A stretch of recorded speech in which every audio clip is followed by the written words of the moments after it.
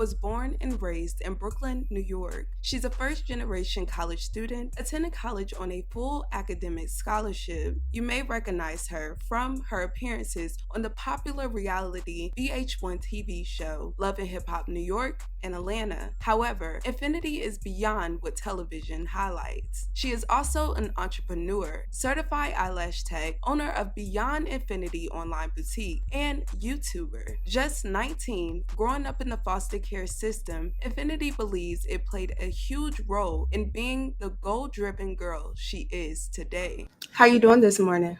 I'm doing good in yourself. I'm doing pretty good. That's good. You got class today? Of course. How is class going?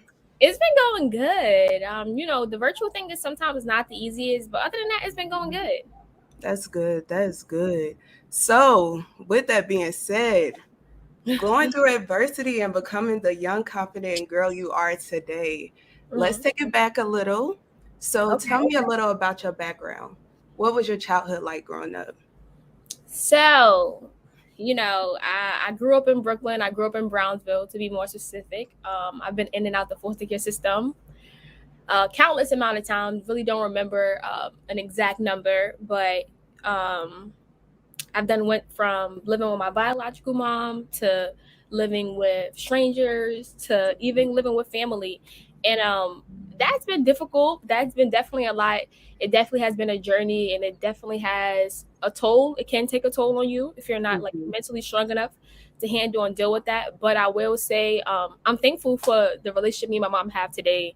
Like, I'm thankful that we were always able to find each other in some sort of way. Like, even if that meant like just having conversations for her to just talk me through to like kind of understanding things, or even like just wanting a relationship with me now. So I think that I look forward to that. I'm just thankful that we have a relationship and that we came a long way, but we here. You credit your growth through the system. How do you find hope within the system? I think you find hope within the system by just having some type of faith. I think I've held on to my faith long enough, and my faith has gotten me thus far. But also, I would say you really got to remember that your parents' mistakes or the things your parents have done isn't a reflection of you.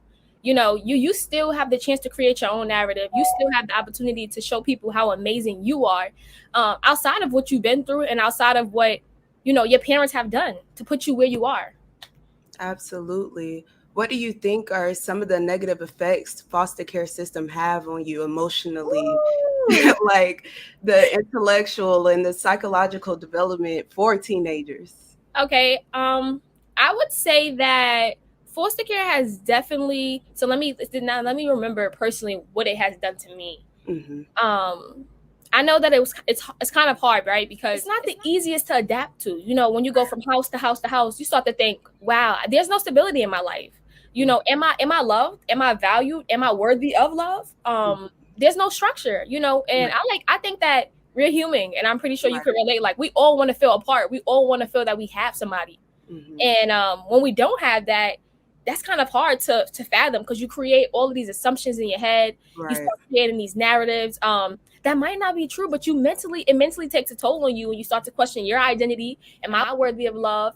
Is this because of me? Is this my fault? So definitely you have to. Some tips would I say that it definitely, it affected me. I didn't know how to adapt at a young age. I didn't know what was even happening in front of me. Right. So mentally, not being able to adapt to something, and then having insecurities and self-esteem problems is literally just like one thing happens, and then there's a domino effect that follows along with it. So within that, did you have any assistance outside of the care? You know, I'm not really for the foster care system. I feel like it's just a title, it's just a label, and those people, I feel like those people really don't care about you. They don't really want to help you as much as they say they want to help you.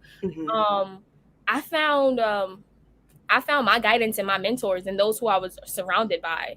I had a great team around me. You make meaningful relationships inside school. You make meaningful relationships wherever you go. I always try to make a relationship, because you just never know what those doors can open to. Even with sexuality, being your true self, how were you able to become comfortable with openly identifying with your sexuality? your mentors, did they help you with being so open? My mentors and the people that I'm surrounded by, I'm comfortable with, right? And so when you Right. make meaningful relationships, you want to open a doorway where you're comfortable, right? And these relationships I rely on, and they help me thrive. When I say they help me thrive, because I know, when I cry and I break down, I don't sink because I got people around me who won't let me sink. You get what I'm Right. saying? So that's kind of like, you got to have your village, right? You got to build your own village, and you got to be able to be social and take yourself beyond what you're comfortable with. So I know for some of us, like, we're not comfortable with all making conversation, but sometimes you might have to just put yourself in that little uncomfortable space and take yourself there, because you just don't know what that door may open, right? So I had people around me who I was super comfortable with, and when you're comfortable with somebody, those conversations come just as natural, right? As a little girl, I've always been boisterous. I've always been able to just express my opinion. If I seen something and I was curious, I'd be like, "What's that? Right. Tell me what that is. Can you explain this to me?" And I had mentors around me who always reminded me, like, we live in a day and age now where you're going to see a lot of things compared to what I have seen, and it's okay to question it. Be boisterous. Let me know that you see these things so I can give you an answer. I don't want you to be left in curiosity. I don't want you to, think that you can't ask me these questions, because these are real questions and this is real life. And I know that to your viewers who are watching, I know there's going to be people who don't know how to express themselves. Let your clothing speak for you. Let your art speak for you. Right. Express yourself. If you want to wear pride colors every day, let that speak for you.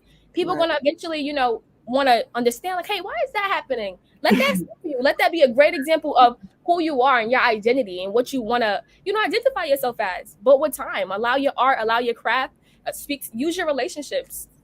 Absolutely. So for young girls your age, what can keep them inspired?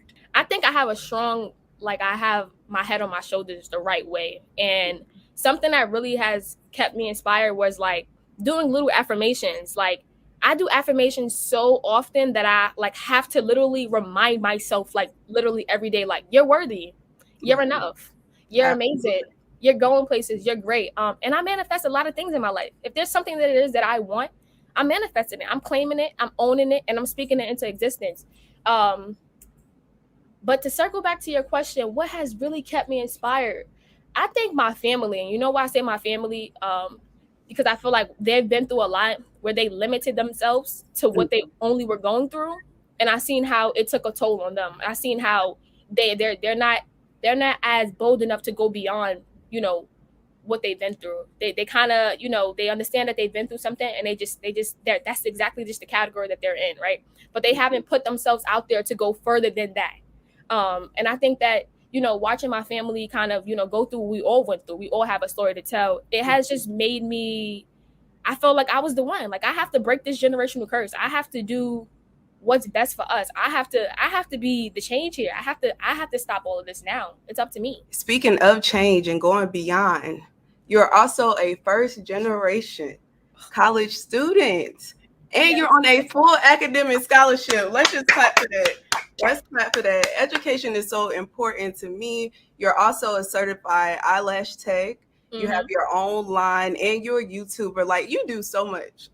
so much. I try. What drove you to create all of these businesses and still being in school? So I just love school. I love learning. I think that's where my connection to school comes from. I just love learning. But also, like I said, like, there's this generational curse that's amongst my family, right? And some of my family members only went as far to get a high school diploma, if that. Not a GED, but a high school diploma. Because to my belief, I think a GED is even harder than a high school diploma. Some may say, but my family, they haven't even took it as far as they can go. And I just know that I said that I wanted more.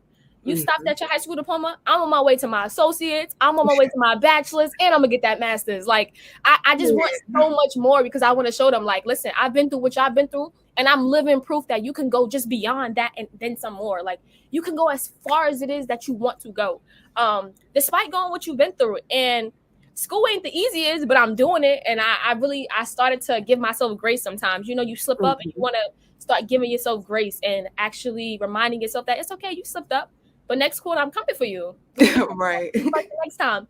And having my own business, I know it's just, I don't know, like, nowadays, like, my generation, we just get into it by any means necessary. And nobody in my family has a business. I'm trying to learn. all it is that I need to learn so that I could put my family on. Like, listen, I got the knowledge and I'm gonna come back and I'm gonna feed it to y'all and we're gonna run this up. We're gonna start our own business. What my That's last name, amazing. Gilyard. We gonna do That's it. amazing. This generational curse is gonna be broken. It is broken, and I am proof that I have broken it. But I just been fueling myself with all it is that I need. That way I can just help my family. I wanna show them so much more than what they have seen. I want to take them places that they have never been. So that has been definitely my motivation. That has been my drive. That has been just something that's constantly on my mind. You know, when I slip up and I feel down, I'm like, this is bigger than me. I'm not doing this for me. This is beyond me. I have a bigger purpose here. It's beyond you now. We see you on two different screens, and some people know you personally, some people don't. Being in the public eye, what have you learned about yourself? What do you think people don't know about you just yet? Being in the public eye, what have I learned about myself? Now I gotta think a little bit. What have I learned about myself? I would say that I've definitely learned that I have a voice that matters. People care about what I have to say. People want to know what it is that I have to say. They want to know my opinion, and I think that that's just so dope to have people that want to tune into you, that have like bought into you. Like there's people that follow me on Instagram, that follow me on Snapchat, that follow me on YouTube. Like people have bought into me. They want to get to know me. Like they want to personally get to know me more. And I think that showed me like, listen, you have a voice, and people hear it. They don't hear it enough, but they hear it and they want to know more. So I definitely learned that a little bit more about myself. Like, listen, use your voice. You got a voice, use it. Don't be afraid. Just use it. If there's something you feel today, put the camera in front of you and tune in with your followers, your supporters, and be boisterous with them. Allow them to come into your world to trigger these conversations, because you just never know where they might go. Somebody might be thinking the same exact thing that I'm thinking. And you build a sense of a relationship. Like I want to have a relationship with the people that support me. Like I don't consider them fans. I consider y'all supporters. Like y'all really are a part of the team. Y'all are part of the squad. Like because of y'all, I am here. Y'all fuel me. Absolutely. But do you feel like you're looked at under a microscope even when you speak your mind? I definitely feel like there's times where I'm looked at under a microscope, in a sense that people are like monitoring me like so closely, and sometimes a little too much. But I think that I've just been able to know and understand that like you got to take the good with the bad, because social media has its goods, and when it's good, it's really, really good. Right. But when it's bad, it is also bad. So I think that I've been able to adjust, because like I said, at a young age, I was literally had to learn how to be adaptable. You have to learn how to be adaptable, and that skill that I learned as a child, I've been able to put in my toolkit. And even now, I'm just like, before I used to cry like, oh, I don't like these comments. People are monitoring me too much. They're overthinking.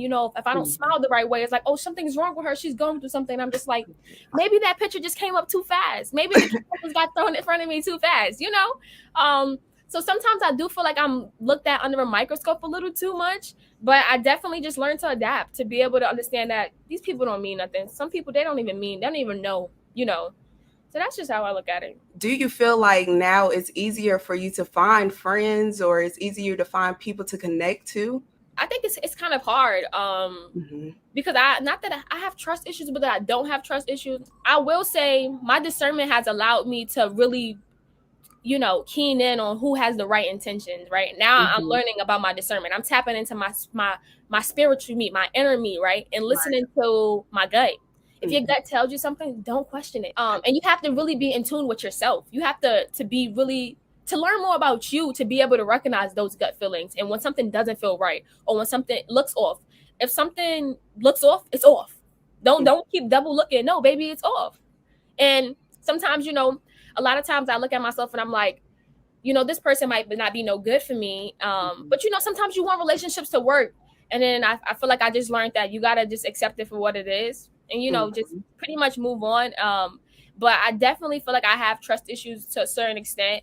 And I'm very, I have to really, really, really actually protect myself now. Absolutely. I have to really protect myself like no other. And it sucks and it's sad, because I feel like I've been through enough, and I just want to love. Like, I just want to show everybody I could be bubbly, I could smile, I could be sad. Like, I want to open people into my world. Like, I want you to know me for me beyond just when cameras and lights and you know the phones come out. Like I really want you to understand me.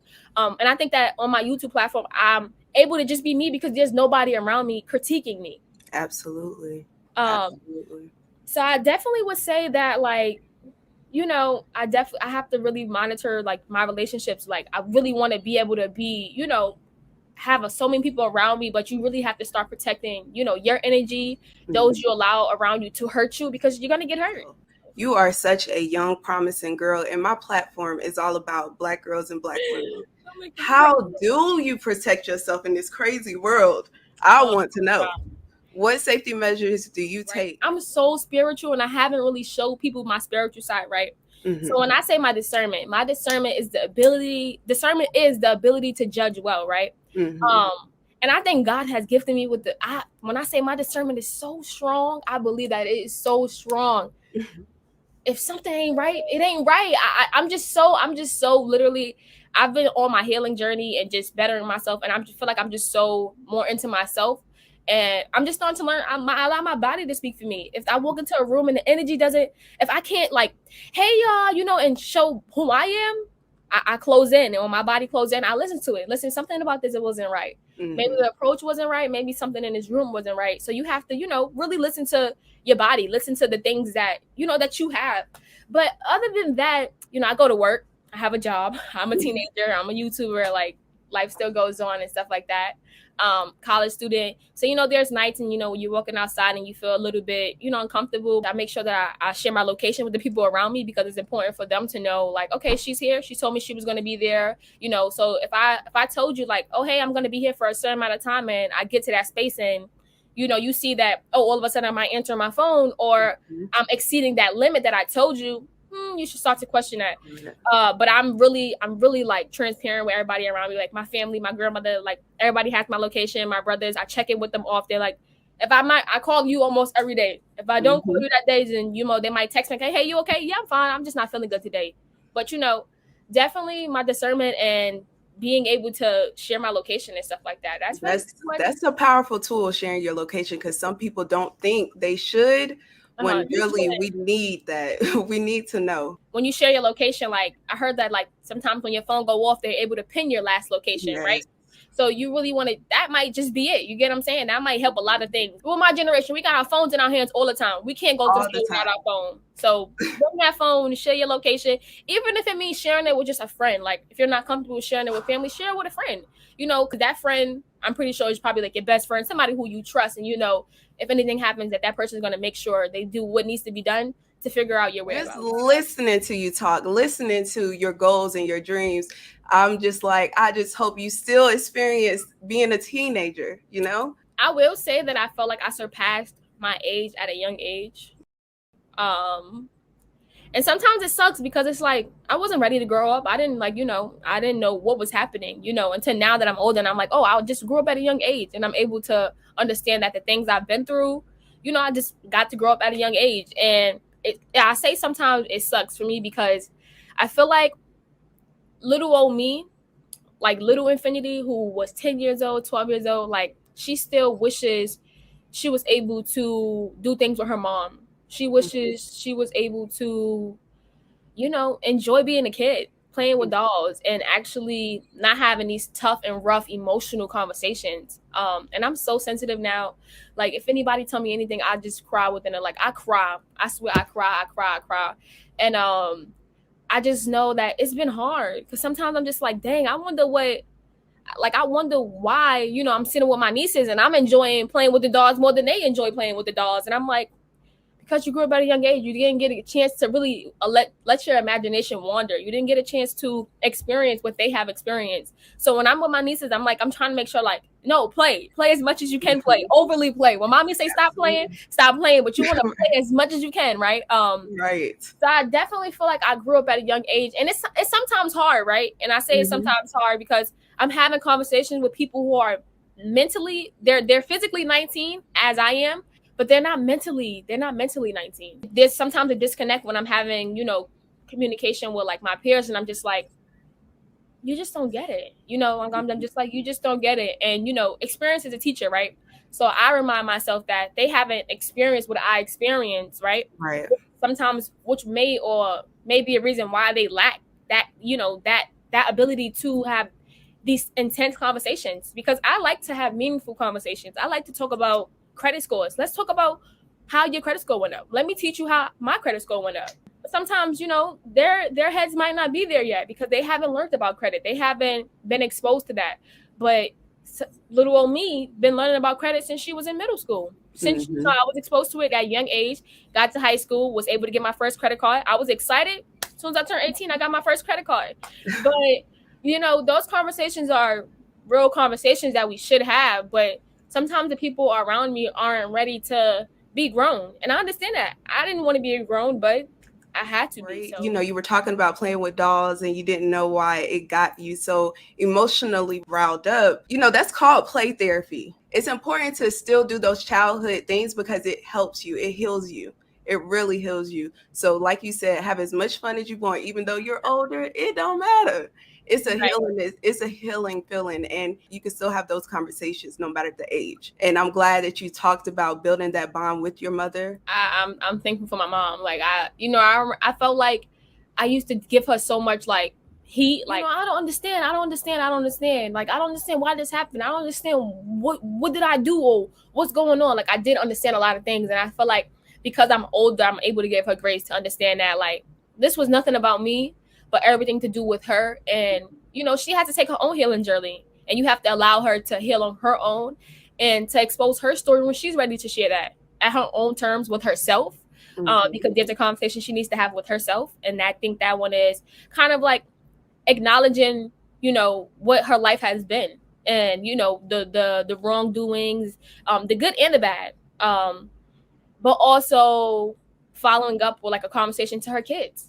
Like this had nothing to do with you. And I think that sometimes, I wish I heard that sooner, but I had to learn, like, listen, mommy's going through a lot and it has nothing to do with you. And I used to give her so much heat, but now I'm able to understand that, like, some of the things we've been through, they're beyond us. You're not supposed to go through things sometimes for yourself. My mom, I went through things so I can share that with someone else. I might help another young teenager, beat the punch by she already has the knowledge and she's prepared when it comes, so she won't crumble, so she won't sink.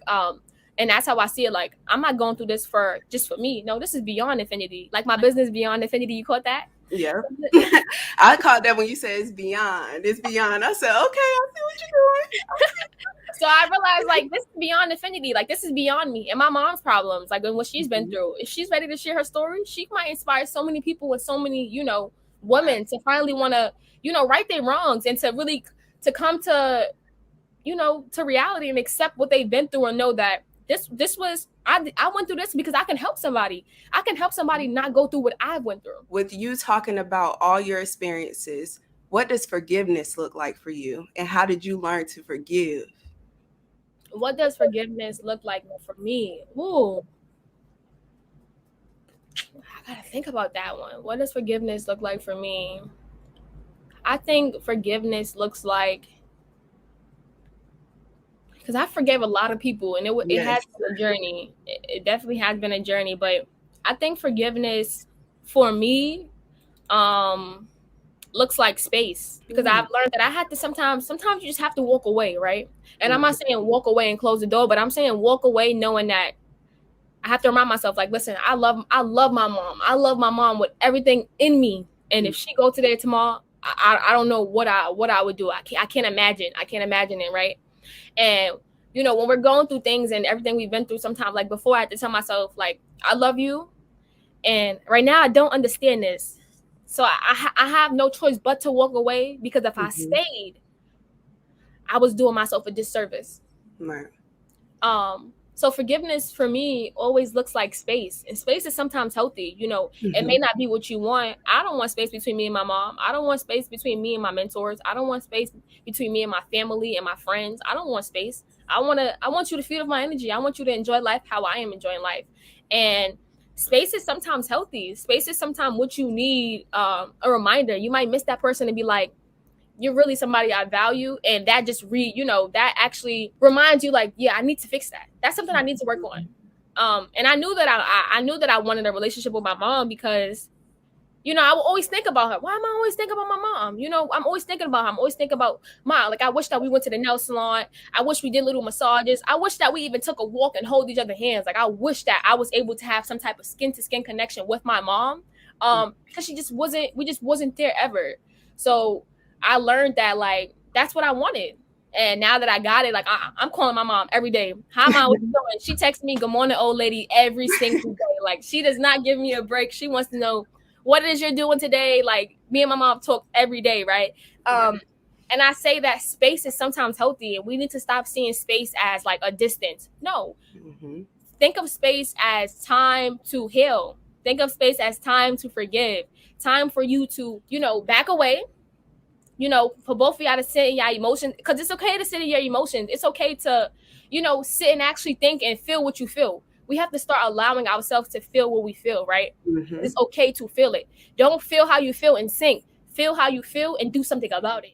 We don't learn how to feel at a very young age. And that's something that I taught in elementary school. We don't have enough conversations. We don't make our kids feel comfortable enough to have conversations with us. So we have to change that narrative. And I know you have class, so I want to just wrap it up a little at the end. What things in life is still a mystery for you? What things in life are still a mystery for me? Oh, that's easy. I know. I definitely know. I was talking to my spiritual mentor about this like last night, and I know your viewers are probably like, you got a spiritual mentor and you're 19? Yes, I have a spiritual mentor. I have somebody to help guide me. Like, I want to learn more about God, right? And my spiritual mentor, we were just talking about this last night, and I think something that's a mystery for me is my purpose. I'm still discovering all of these hidden talents that God has given me, these little gems, what I could do, my potential, but I still haven't figured out what it is that God has put me here to do.